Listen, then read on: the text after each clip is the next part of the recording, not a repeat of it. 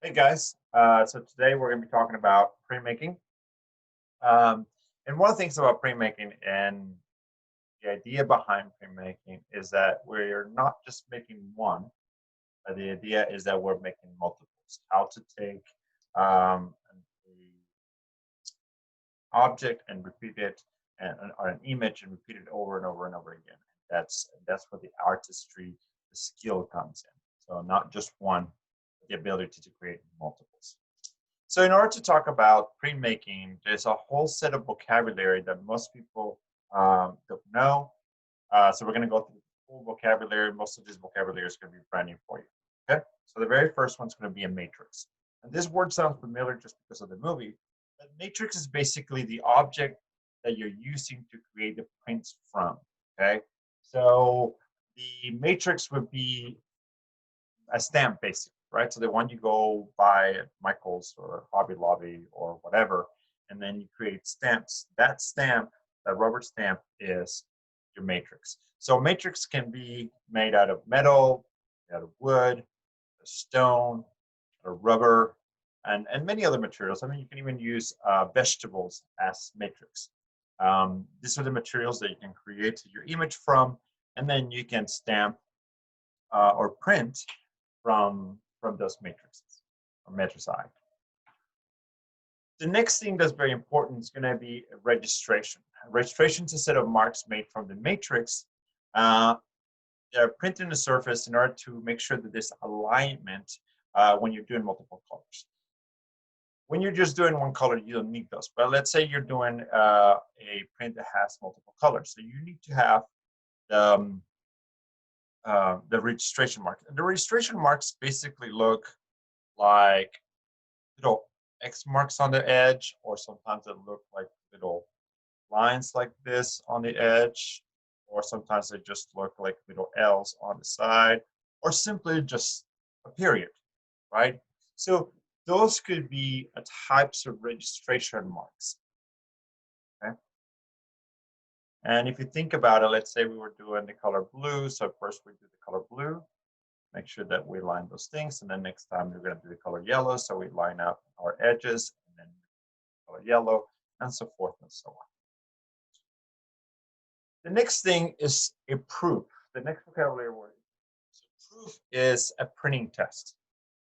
And since we're making our main matrices, we're doing our own images, then what we have to do is we work on our stamp or our metal plate or whatever it is for a little while, and then we have to see what the print looks like, right? So once we create that kind of test, that test, we call it a proof, okay?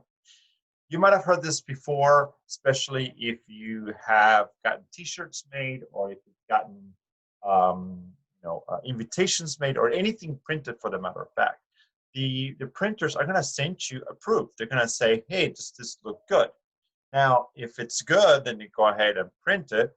But if it's not good, then you're going to change it one more time.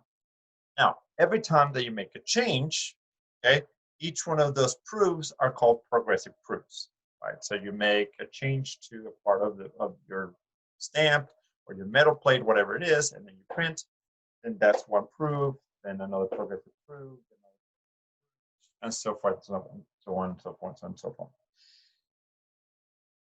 Now, the very last one, that's what we call an artist proof. An artist proof is, that's it, the very last print when the artist says, this looks perfect. We don't need to make any more changes to our matrix. So that is an artist proof. So it's the last progressive proof made without any additional modifications. And then the last vocabulary we're going to look at is going to be an addition. And that is very important because an addition is a group of finished prints made from a single matrix. And additions change depending on the material or the media that you use to create your matrix with. So if you have a metal matrix, you might be able to do almost 1,000, if not over 1,000 prints. But if you're using rubber or wood or other softer materials, then you might only get about a couple hundred to maybe up to 500 prints. So knowing that material and how the pressing or the printing affects the material allows you to know about how big of an addition is, right? Now, when you have an addition, it's pretty simple. So let's say you have your artwork right here, right? And in the artwork, you should be able to see three things. Okay, the very first thing regarding an addition that you need to see is going to be a number, right? A number right here, which is number total. So let's say earlier I said 500 prints. So it's 500 total that you're going to make. And let's say that right now we're printing and the next print is going to be print number 21. So once it prints, we write at the bottom of the page, print number 21 out of 500. And that number comes somewhere at the bottom of your artwork, so out of 500, right? So here's your artwork, right? We printed it, and here is your addition number. Addition, the addition is going to be here on this side. On that side, you're going to have the name of the artwork, right? So that's the name of the artwork, and then the signature of the artist, right? So that's where you're going to find when you have an addition and when you have a print as an artwork. Make sure that you understand this right here, and this is very important. And the reason why I'm saying that's very important is because when you're buying prints, when you're buying artwork, you want to make sure that this number makes sense, right? And that it's not a very large number, because the more number of prints there are, the less valuable your actual print is. And if this information does not exist in your print, then you have to be careful, because you really don't know whether you have, you know, thousands out there or just a few out there. But you really want to make sure that you have your edition label somewhere in the artwork. Sometimes on the back of the the print. Sometimes, actually, most of the time, it's going to be front. All right, so let me figure this out. Perfect. Regarding the history of printmaking, this is just for you guys to take a really quick note. You don't have to really write anything down, just a mental note. So about the 9th century, Chinese had printed pictures. Mainly, those were done with wood blocks, and we'll talk about wood blocks in just a minute. The 11th century, we had Chinese invented type, which took a couple of centuries before it actually got into Europe. By the 15th century, we have in Europe um, a similar type of print method as with the wood blocks. That was basically done for religious icons, playing cards, kind of both sides of the spectrum, right? Then we have, by the end of the 15th century, we have type in Europe. This one we start seeing the Bible being mass produced. By the 19th century, we have copying, illustrating with the movable type as well. And then obviously by the 20th century, we have the photomechanical process, which is basically our printers nowadays. Well, there's different reasons why we would want printmaking. First of all, commercial processes, right? And we want to make mass information commercially, but also because there's an easy distribution of information with the with printmaking. You can print multiples of the same, and then you can obviously distribute that information, especially with social causes. Nowadays, printmaking is not the only way to do that. Actually, with social media, we're able to do it more efficiently, but nevertheless, printmaking allows us still to do some of that, and it can be a little more influential in some cases. And then last but not least, and the things we're going to be looking at is kind of this enamorment with the process. Printmaking is a very laborious, time-consuming process that requires a lot of love. And those artists who are printmakers are very much so involved and love the process that comes with the printmaking process. So let's look at different processes that exist with printmaking. And the very first one is from a group called relief printing. Okay, so relief printing is when you basically carve out from the surface. And in so many cases, it's just basically like a fingerprint. The artist cuts away the material, leaving a raised surface that will carry eventually the ink. So here in this case, right, as you notice, you have the original, and then chunks were cut out, right? And then we have the surface where the ink gets put on, and then the paper comes in and goes out the paper, right? So just like this one, just like a fingerprint or rubber stamp, all threads and tire, basically the same company. As I mentioned, the inks applied to the surface and then transferred to the paper or printing surface. When we talk about relief printings, and we're going to talk about woodcuts. We're going to talk about woodcuts, and we're also going to have wood engraving. So what is a woodcut? And woodcut is one of the oldest forms of printmaking.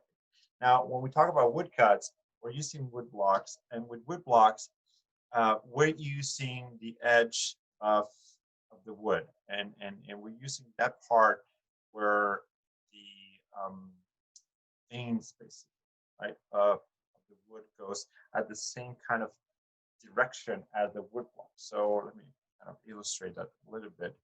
See if I can do that here using this. So imagine we have the tree right here, right? And then we cut out a chunk of the tree right here, right? Chunk cut out. Right, so we can erase this part right here. Oops. That's not what I want to erase, but that's all right. So you have this chunk cut out. So when you lay it down on the table, right? This is the same chunk of wood. So when we lay it on the table like this, right? Now our grain is going to go in this direction, right? So this is the grain of wood, right? And that's what's going on. So wood is cut along the grain. So when we're doing a wood cut, we have to take our surface or our chisel, I mean, and then we're going to cut with the grain of the wood. If we cut in this direction, right? If we cut in this direction, what's going to happen is the wood's going to splinter. So we have these little lines like that, and when we cross this way, right, these little things are going to pop out, and that is going to register on the paper. So we want to make sure that when we're doing a wood cut, that we are cutting with the wood once again, right? We're going in the same direction. Going in the same direction as the wood grain. Now, the good thing about a good wood cut is that you can dig pretty deep into the wood, and you can create some pretty good contrast. Unfortunately, you're going to have a very limited number of editions. And the reason for that is it's pretty simple. Since we're talking about the little granules going in this direction, right? So we have all this little, the edge right here is going to be all the little granules from the wood, right? We have the wood going in this direction. But nevertheless, we have the granules. So imagine this as being a whole bunch of straws together side by side, right? So we have all these straws like that. And if we put pressure, right, if we put pressure downwards on those straws, what's going to happen? Well, slowly but surely, right, those are going to be flattened out. It's going to be flattened out pretty soon.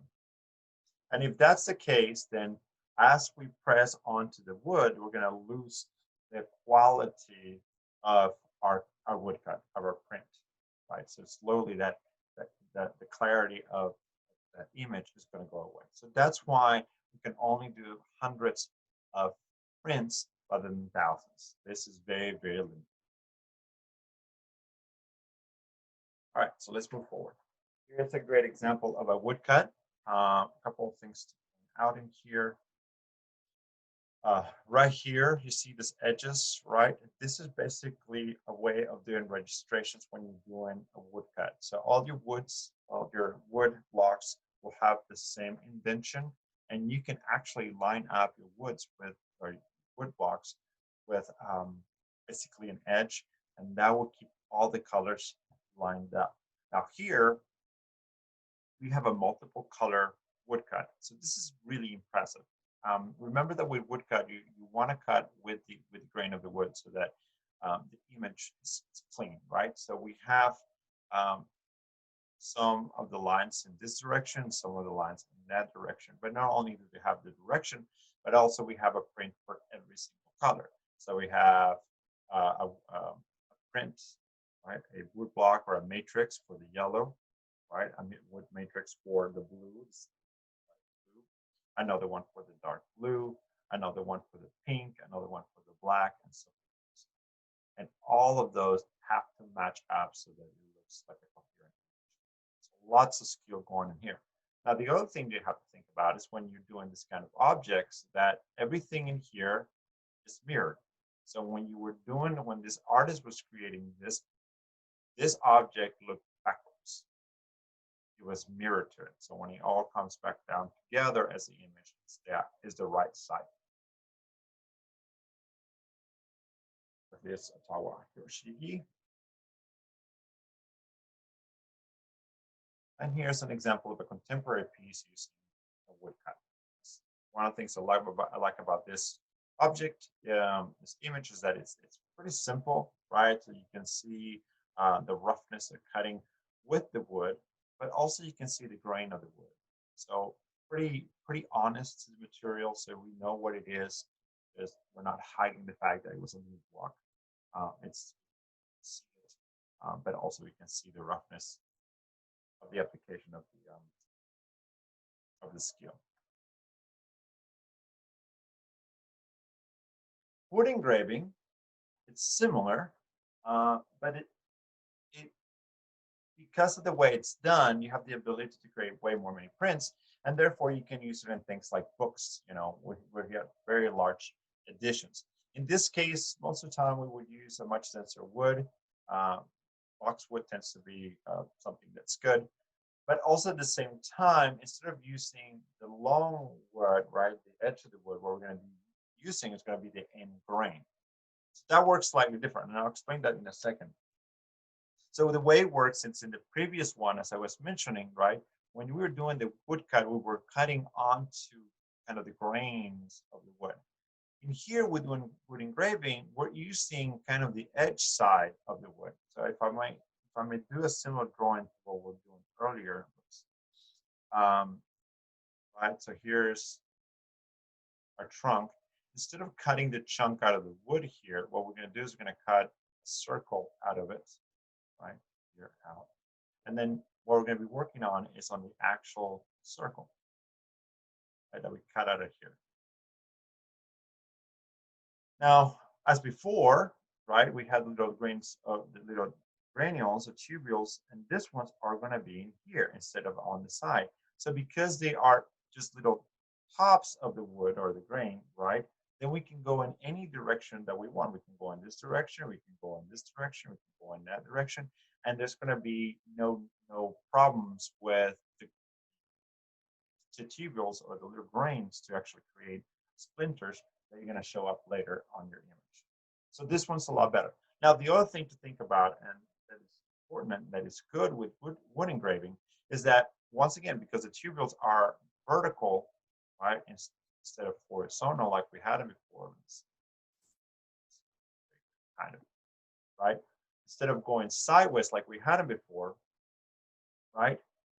When we put pressure on this ones this way right here, they're going to be able to hold a lot more pressure than this ones what we did earlier. This one's, because they're hollow, this is going to contract, while this one's, it will take a lot longer for all of this to contract into the point that we no longer can see the image.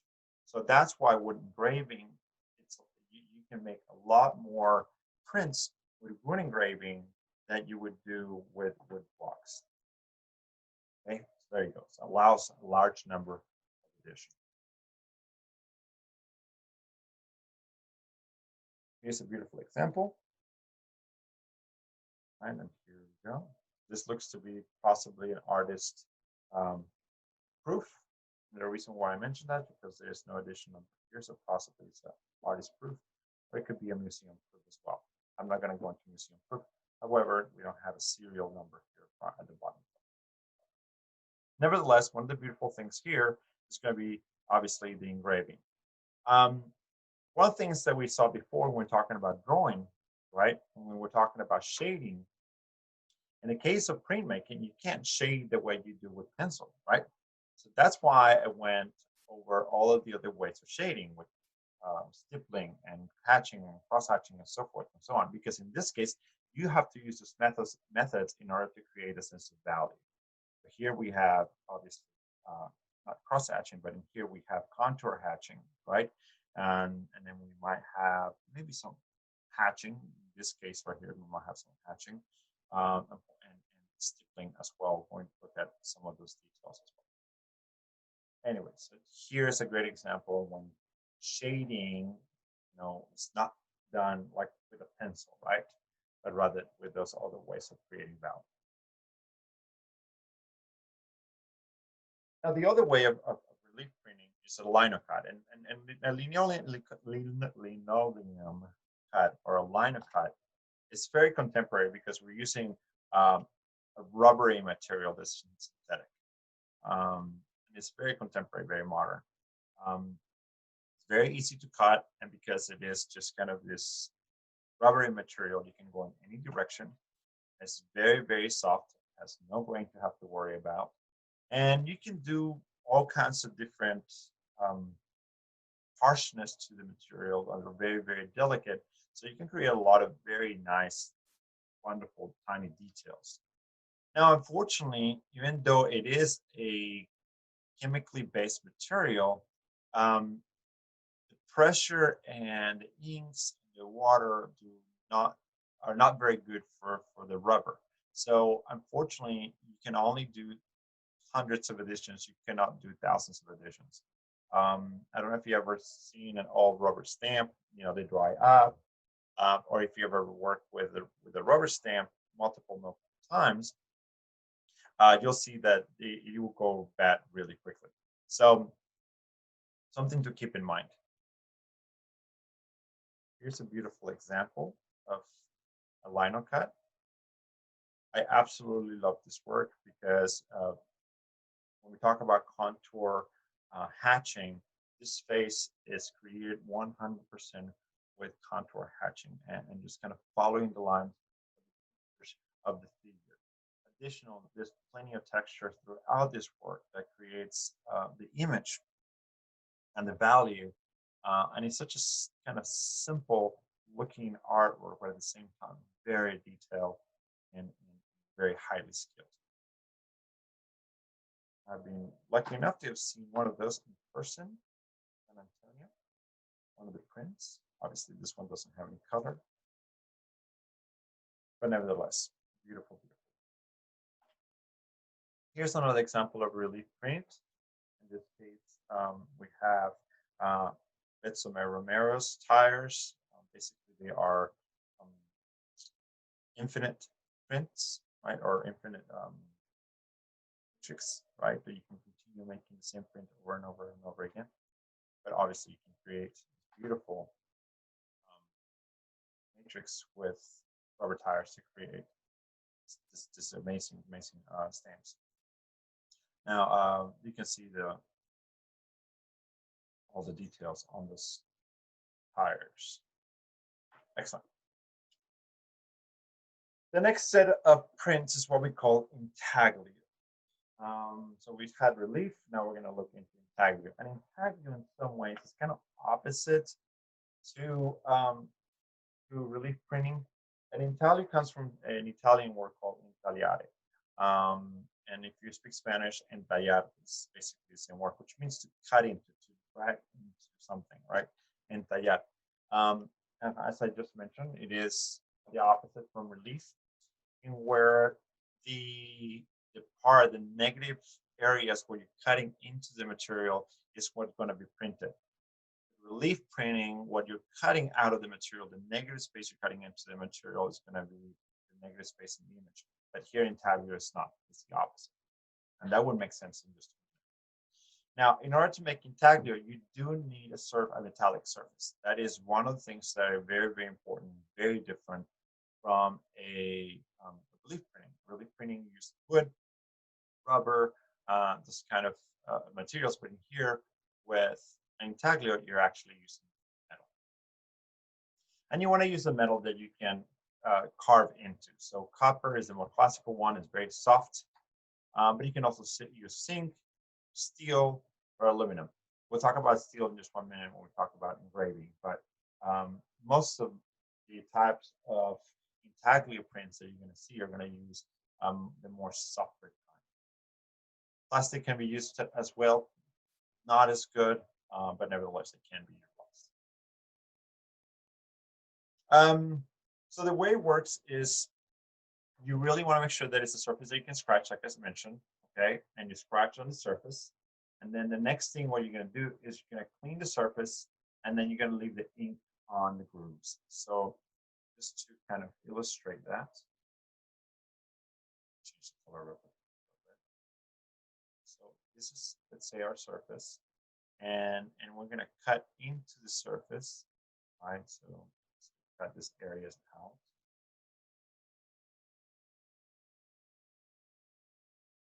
Right? So we cut those areas out. This is what's left over. So the next thing we do is we're going to apply our ink. So we put ink all over this whole thing, right? So the ink falls into the spaces. Right? So it falls into the spaces. And the next thing we do is just clean it, then clean. So you take a rag, and then what you do is you go in and you clean the surface of the metal. So when you clean it, right, so the top edges are going to be clean. However, your ink's going to remain inside this negative area as you cut. So the next thing you do is actually you're going to put a piece of paper. There you go. Right. You're going to put a piece of paper on top, and then you're going to run it through print. When you run it through the print, the ink actually gets attached to the paper, and that's how you print an intaglio print. Your paper has to be slightly damp because it helps with the absorption of the ink. Okay, not very damp, but just slightly damp. And then the pressure of the rollers allows that to contact and then. One of the things that's really interesting about an intaglio print, and I personally like, is that it leaves a plate mark. So a plate mark is when you see the indentation of the plate on the paper. And I have a really nice example in just a minute of it. But here's what we're talking about. So we have here your plate. This is the one you carved. It's the metal plate you carved, right? And you carve the little negative space. You put the ink, just like that, clean it out, and you put a piece of paper. This is going to be a slightly damp piece of paper on top, and then a few other kind of mushy material, and that's to help you press the paper onto the plate. And then you crank the plate through the press, and then comes to the other side, and comes to the other sides when you have the print. There is print made with intaglio. Here's what we're talking about the paper edge. So I was talking about, right? This area where the plate you can see clearly the plate mark. It's right on the edge, and I personally like the plate mark because tells me that that piece of paper went through the process of the intaglio process. It had to have been a plate, it had to be a press, and it had to have gone through the press for the paper to have that mark. Sometimes artists decide to cut it off, and there's reasons for it, but I prefer when I buy intaglio prints for it to retain it. Here's a few of the things that I mentioned earlier, right? So here's 1 out of 50. So here's your series number. Here's the title of the artwork, and there's the signature. So this would be a great piece of artwork to buy because you know it's original, and it's only 1 out of 50 of those. So that would be a good piece of artwork to buy.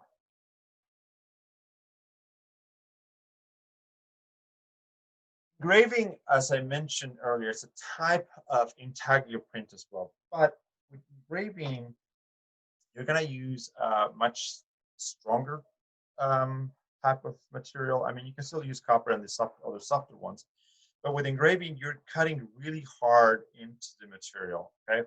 And you're using a burn. And a burn is just an engraving tool. You have to make sure that you're working very nicely and carefully because the lines have to be nice and smooth and clean. And you have to be very precise because if you slip, you're going to scratch the rest of the surface and you're going to have to start all over again. They have to be very, very precise. Another thing that's important to know about engraving is that you have to be pretty good at drawing. So you have to have really good drawing skills, right? A repetition of drawing so you understand where what objects look like and how to fall into space. And the reason why I say that is because you cannot draw on the metal, okay? or maybe you can a little bit, right? But then you scratch the plate, and then if you want to see a proof, right? If you want to see a proof, you're gonna have to clean the top of the plate and then crank it through and see the proof. Well, every single time that you clean your plate, there goes your drawing, right? You no longer have that cartoon. So you have to work directly on the plate. I mean, obviously you can have a drawing or a cartoon next to you, but you still have to transfer that information from the drawing you have onto, or the image you have onto the plate. Another thing, just like what we mentioned before with the woodcut, is that you're working in a mirror image. So if you're doing letters or you're doing numbers or whatever, those letters and numbers have to be backwards or mirrored. And additional, as I mentioned earlier, hatching, cross-hatching, and so forth as a way to creating values within the composition. The last thing to notice about engraving is that engraving can be used for mass production. So we're talking thousands. If you have a dollar bill, that is actually an engraving. That is basically a piece of artwork that you carry on, with you wherever you go. That is all engraving. So contemporary, those metal plates are engraved by computers. However, many years ago, dollar bills were actually, the plates were carved by hand, right?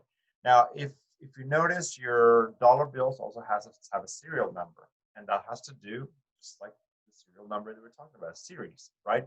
Each plate has a different number, and each plate gets used just a certain amount of times, and then after that, it is basically retired. You no longer use that plate. So the plates, each one of them are different, and they change periodically, and so forth and so on. So engraving is good for good mass production. Here's a beautiful example of an engraving, and this is not Jesus Christ, that's Dürer, portrait, that one. But in here we have the Knight, the Death, and the Devil. And once again, just pay attention to all the detail, the hatching, cross-hatching that was created in order to create the image, and also how this information here, it's on the right direction for us, but when it was originally created on the metal plate, it was actually backwards. All right. Dry point is part of engraving, and you can do the artwork completely with dry point. Okay. However, dry point, it's because you're doing just scratching instead of kind of digging into the metal. You want to make sure that you're using a much lighter plate, so not steel like you can do with engraving, but it has to be copper or zinc, something that's a lot lighter. Now, in this case, instead of leaving a big gouge on the metal, what you're doing by scratching the metal is you're creating a burr, and a burr is kind of a little bump like that of sorts, in which where the ink puddles inside.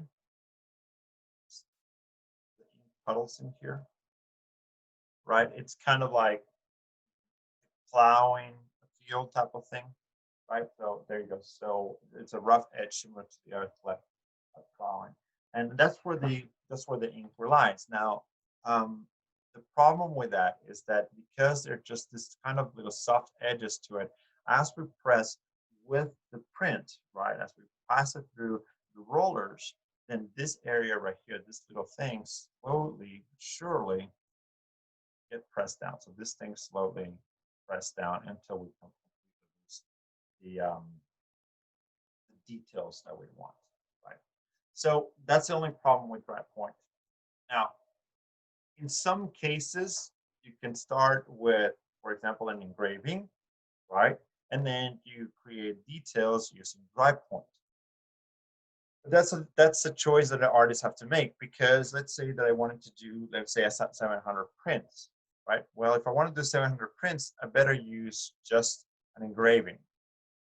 But if I want details on that engraving, maybe I can no longer have 700 prints, but rather only a couple of hundred, because I'm going to have to dry point for the details. So it kind of just depends, right, on what your final outcome is and what you want to do. image. All right, the last type of intaglio printing we're going to talk about is going to be etching. And etching is really interesting because it comes, it's a very technically intensive type of print that requires chemistry, and it can be pretty interesting. So the very first thing you're going to do when you're doing an etching is you're going to take the metal plate and then you coat it completely with wax or varnish. Okay, something that resists water. Okay. The next thing you're going to do is you're going to scratch the top or scratch the wax off. It reminds me of those kind of, I don't know if you ever play with a coloring book that is completely, the pages are completely black, and then as you scratch the black surface, you can see color underneath it, right? Basically, it's the same thing. You're scratching the surface, the wax off, to leave the metal exposed. The next thing you're going to do is you're going to immerse the plate into nitric acid. Okay? So basically, what is acid? Let's start with that. Okay, what is acid? Acid is basically water with a very, very, very high pH. Right. So in those areas, when you submerge the plate into the acid, those areas that have wax, because wax and water repel each other, there's nothing's going to happen to the metal. But in the areas where you have the acid touching the metal directly, then in those areas we're going to have is an erosion of the metal, and then you're going to create basically an indention into the metal, right? Now the problem with those indentions, there it is. And that's what I was going to say here. The problem with those indentions is that when you're carving, right? When you're carving, you create very nice edges, right? But when you are using a liquid to create basically these indentions, liquids are, they don't, when they puddle, they don't create those dark edges. They actually are much smoother. So you're not going to have, very strong lines as you do with engraving. Okay?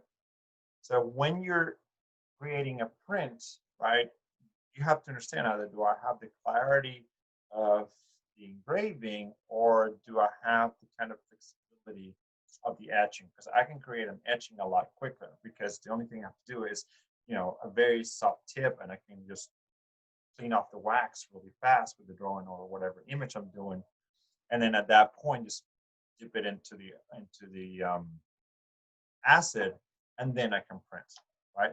Same thing, because at this point it's basically the same thing. Once you have the plate exposed, then when you put the ink falls inside here, you clean the plate, you clean the plate, and then you move forward. Right, so here we go. Here's a beautiful example by Rembrandt. So at one point, once again, this was a little plate with wax. Every single one of the hatching and cross hatching was done possibly with a needle or something with a sharp point, right? Create this images. Then once that's done, it was dipped into acid, then cleaned out, and then ink was applied on top and then pressed and passed through the printing press. The last part of etching that we can talk about is aquatinting. And aquatinting is applying values by putting the acid directly on the plate without any wax. Now, sometimes you can put wax in there and just kind of puddle the acid there, but it's not very accurate. It's not as accurate as shading with a pencil, right? You have to know what the acid does to the metal and how long to leave it in order for you to understand how strong of a value that aquatinting is going to do to your image, right? So it is a way of adding values, but it requires a lot of skill. Here's a beautiful example by Marie Cassatt. It's a very well-known print. It's called The Letters. And a few things to point out here with this print. So this print has obviously multiple colors, so we have multiple matrix. For each color, there's a matrix. But you can see engraving with sharp lines, right, of the artwork. Then you can also see dry point by the very light detail of the artwork, like the hair and the eyelashes and that. You can also see aqua tinting, right? Here, most of the uh, um, cloth was done with aqua tinting. You have, wax creates the flower pattern in here, and then aqua tinting to create kind of the feeling of it. And the reason why it's recognizable as aqua tinting is because the kind of the change of values that exist. So that some areas is darker than others, and that's just because the aqua tinting did not eat out the material at the same level everywhere, right? So there you go. While when you have something that's completely cut out, brave, then you have a much stronger, even color throughout. Because of, beautiful techniques here, all layer one on top. All right, the next one is the next series, right? So we have leaf, we have lithography. Oh, sorry, intaglio, and now we have lithography. So lithography on itself is a way of creating prints. Now, please, please, please, please don't. We use the word lithography anytime that we're saying, hey, we're going to apply a print, right, or a copy, then we call it lithography. That's kind of incorrect. A lithography is a specific type of doing a print. So let me explain what a lithography is. So lithography was perfected in the 19th century, and it's basically the same thing as we were talking about earlier, this understanding that water and oil don't mix, okay? Similar to that. However, we're adding an additional element to here. Now, one of the coolest things about lithography is that in this case, we're not scratching any surface at all, right? So we're not really scratching directly into the surface. What we're doing instead, or at all, we're not going to really scratch or indent the surface at all. So what we're going to do instead is we're going to draw onto the metal, okay? And we're going to use a litho crayon, a litho pencil, or tush in order to create the image. And what it is this pens are basically waxy pens, right? And then you draw with those pens. Now, once we have the image that we want onto the plate, then what we're going to do is we're going to fix it, fix that waxy type of pen with gum arabic and some acid. Now, you guys remember gum arabic from earlier? Is one of our binders, right? So that's important to understand because of what the process does. And then the acid allows the waxy stuff, right, to attach itself to the metal better. Okay, so now we have added a kind of color-friendly substance to that wax, right? And then we attach that wax onto the plate. The next thing we do is we have a mixture of ink and water, right? And then place it over the surface of the plate. Now, what's going to happen is gum arabic, which lacks color, is going to absorb the ink. However, because there's wax there, it's going to remove the water. So you're going to have the areas where you have the waxy, the litho crayons and the litho pencil drawing, going to be soaked with the ink, but rather in the rest of it, just going to have water. The next thing you're going to do is you're going to clean the water off, and then you pass it through the press. So you see, you're not going to use as harsh of acids, and you're not going to have to scratch the surface at all of the material. And the cool thing about this is that because you can just directly draw onto the metal or into the plate fairly quickly, and then just seal it and move it on forward to press, then you can create a lot of information fairly quickly. And then you can pass it along, right? So one of those things that was important for lithography when it first came out was this use for photojournalism, sorts of journalism in general.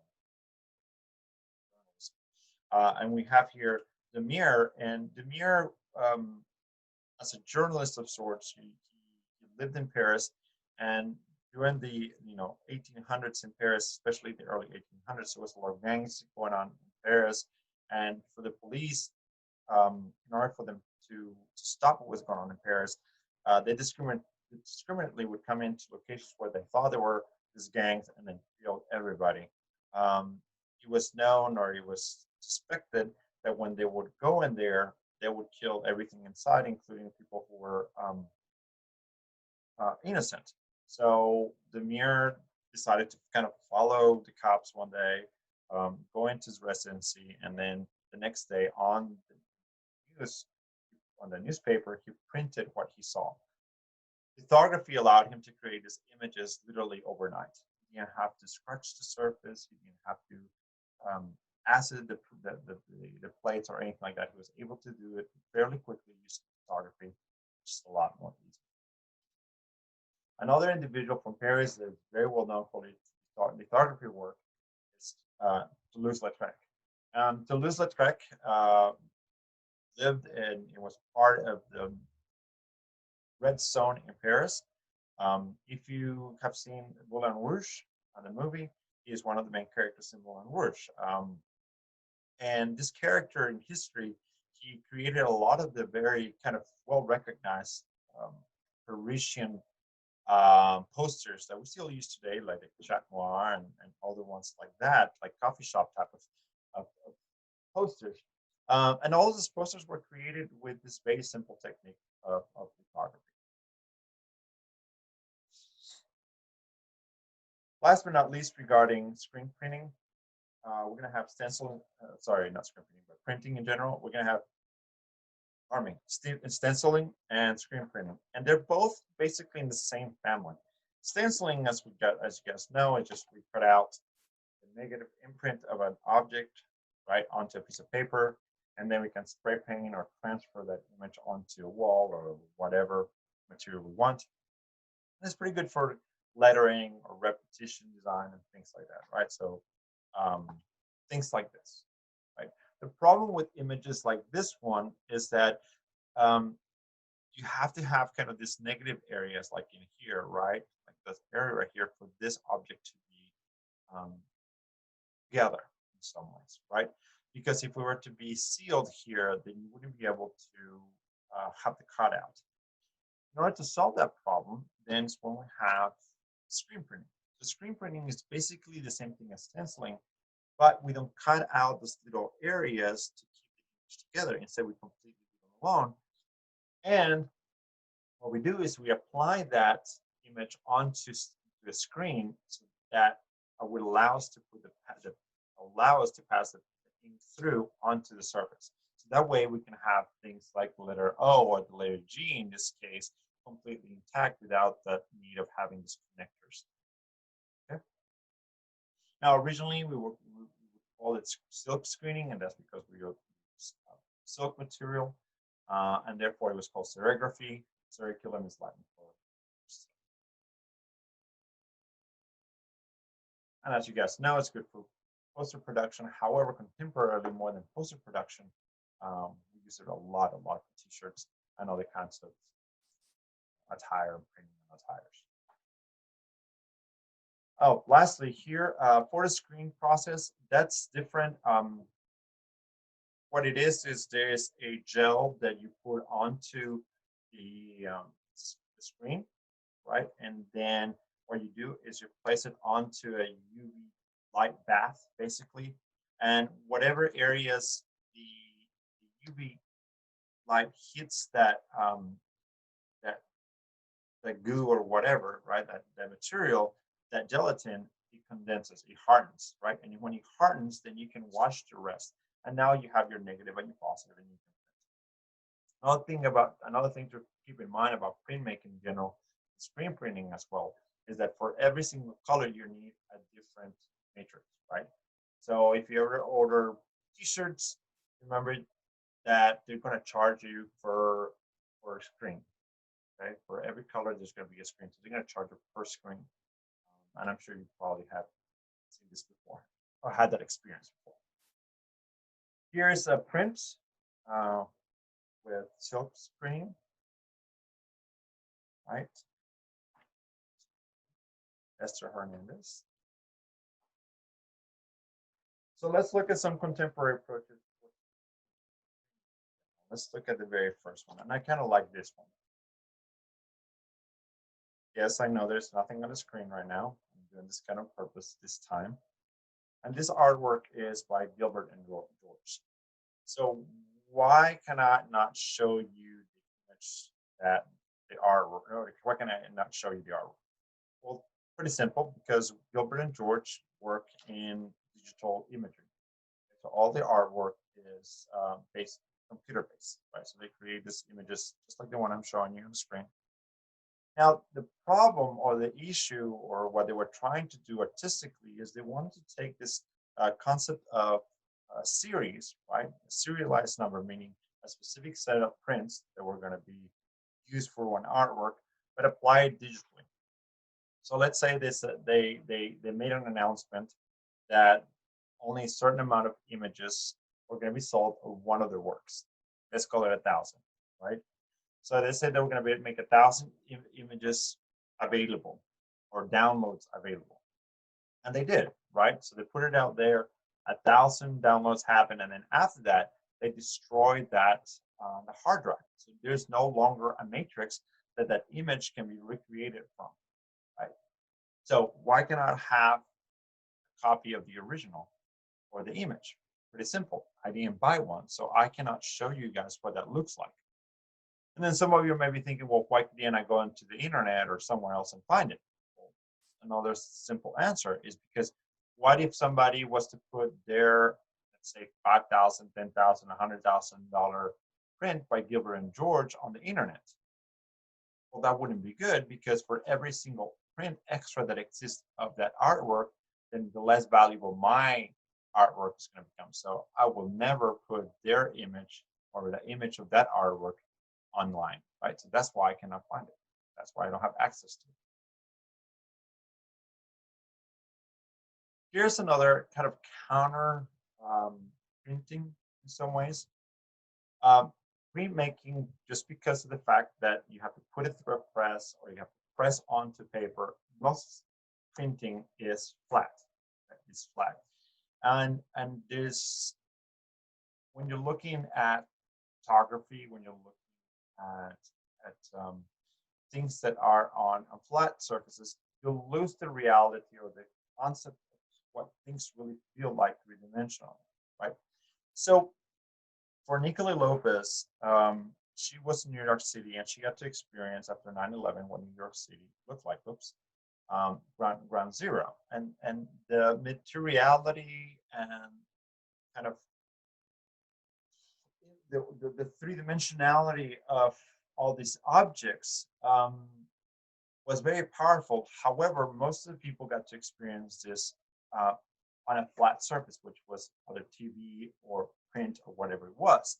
So she wanted to take that imagery out of the two-dimensional paper and kind of, in some ways, recreate a three-dimensionality of the material once again. So from 2 dimensions to 3 dimensions, that kind of processes. And that's it, guys. So that is the making PowerPoint. I'll see you guys in the next one.